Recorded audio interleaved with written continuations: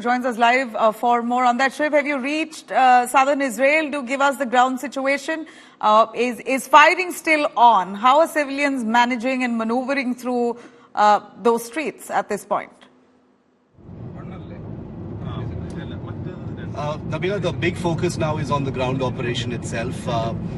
We're about to reach the southern part of Israel, very close to the Gaza Strip, where the ground operation has already begun. Like we've been reporting, the offensive has begun in a very calibrated manner using commandos and special forces. But we also have information that tanks have begun, making small progress inside of Gaza. This is a very difficult operation. Obviously, it's not going to be anything like any past ground operation has taken place, because the risks this time are far greater.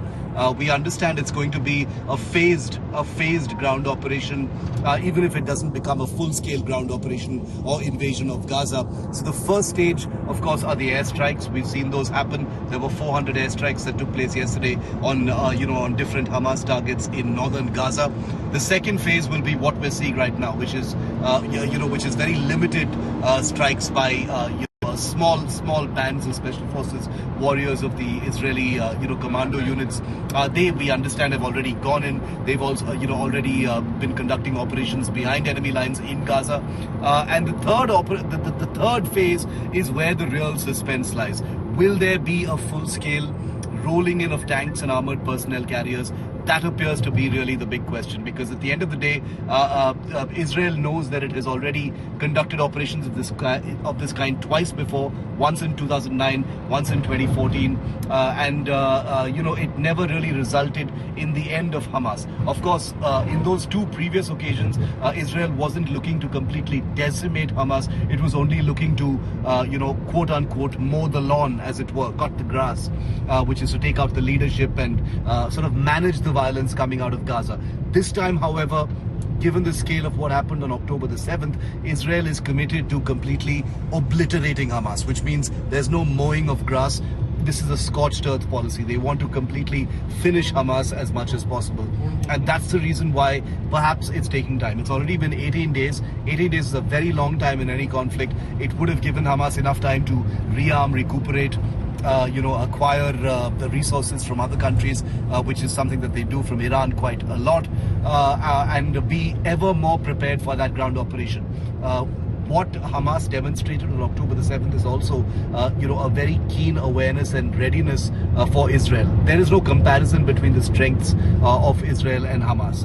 If Israel wanted to, it could completely obliterate Gaza if it wanted, because it has the kind of weaponry and know how to do that.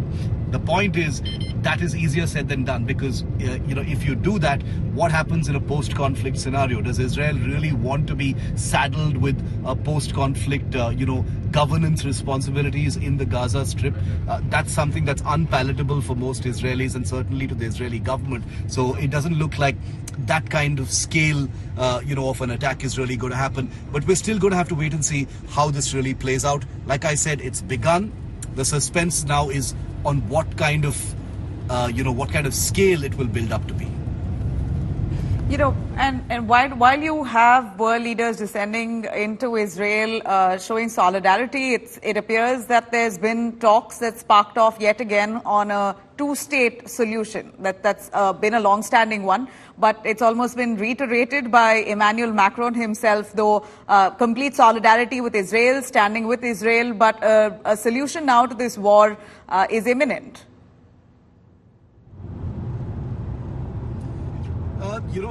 I don't quite think that there's a solution to the war is imminent, because violence of this kind has happened before. The Israel-Palestine conflict has had extremely violent episodes several times in the past. Each time there has been a window of opportunity for some kind of international, coming together of minds to effect some kind of lasting solution.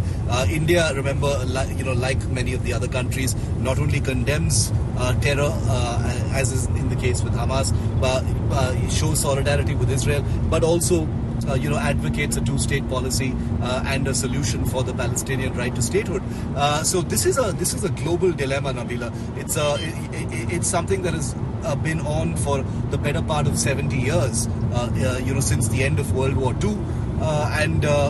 Despite coming close on multiple occasions to some kind of a meaningful peace that was mutually acceptable to both sides, the Oslo Accords, the famous meeting of minds between Yasser Arafat and Shimon Peres at one point of time. They both won a Nobel Peace Prize for that handshake. Israel and Palestine have frequently descended back into this hellscape that they are now in, and that's the reason why it has become, with each passing year, it has become more and more difficult to reach that kind of ideal of a two-state solution. The best that both sides have managed is, a few years of peace between conflicts. But every few years, and I was in the Palestinian territories yesterday, every few years there is an expectation that things are going to go south. Things are going to go bad. There will be an escalation of violence. There will be a provocation from some side, and then things will be back to square one. That is what we've seen for many, many years. But this time, the sense I get from Israel this time is that this is unlike any other provocation before. People are calling it Israel's 9/11. That is no exaggeration. The public mood is beyond just anger and a sense of distress and exhaustion from this cycle of violence. Entirely new generations of Israelis are part of the defense forces now. Those who didn't see the earlier cycles of this violence. So it's I think there is a great deal of public appetite for this issue to be ended once and for all. But the problem is, it's not going to take Israel alone. It will have to be the international community as well, and that's where the real tricky part is. That the death toll is on the rise, and it's really the civilian casualties that shoot up in a situation like this. Shiv Arur is on ground, bringing us all the latest. Thanks, Shiv, for joining us. Here are the visuals, right from day 1 to day 18. India today really with a sharp eye on all the most accurate footage in the face of all that false information doing the rounds. Trust us to bring you every update, the most accurate. In fact, on day 18, one would imagine things would have slowed down, but it appears that the situation is just about getting started. Israel all set off for a ground invasion. They're waiting for the only thing that's restricting them for the moment is 200 odd hostages who have been held by Hamas.